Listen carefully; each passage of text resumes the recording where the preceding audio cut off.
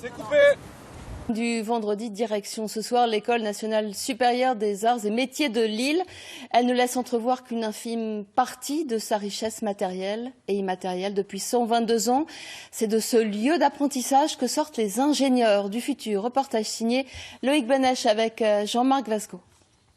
Non, ce n'est plus votre indolente ville, vos oraisons pour les heureux mortels.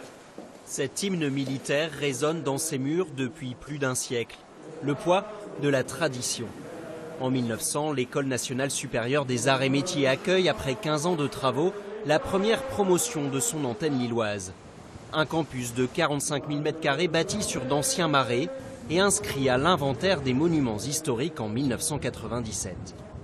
On a totalement conscience qu'on est dans un des plus beaux patrimoines lillois et au sein des arts et métiers, donc on a 8 campus et on est celui qui a le plus beau patrimoine, on en est conscient. Et on essaie de le maintenir au mieux avec des projets de recherche innovants d'un côté qui nous permettent d'avoir un gros partenariat industriel et des cofinancements, mais aussi des partenariats avec l'État, les collectivités, la ville, pour pouvoir maintenir ce patrimoine. Origine programme, vous venez d'aller la chercher à quel endroit? Alors on va la mettre là. Pour travailler par exemple avec le secteur aéronautique, les élèves bénéficient d'ateliers à échelle industrielle. Si la structure est d'époque, les machines ont évolué avec la technologie.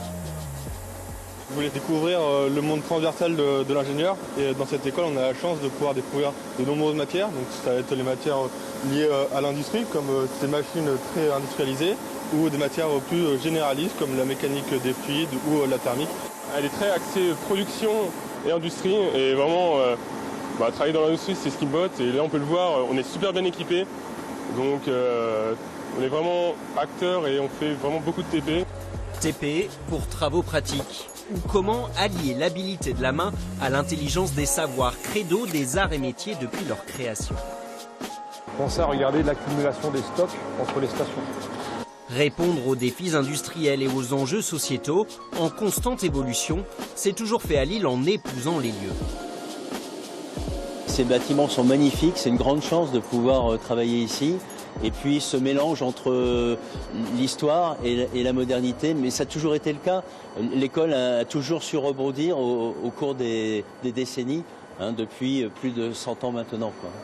À l'instar de la centrale électrique de l'école et sa machine à vapeur, désormais sans vapeur ni charbon, mais toujours en état de marche.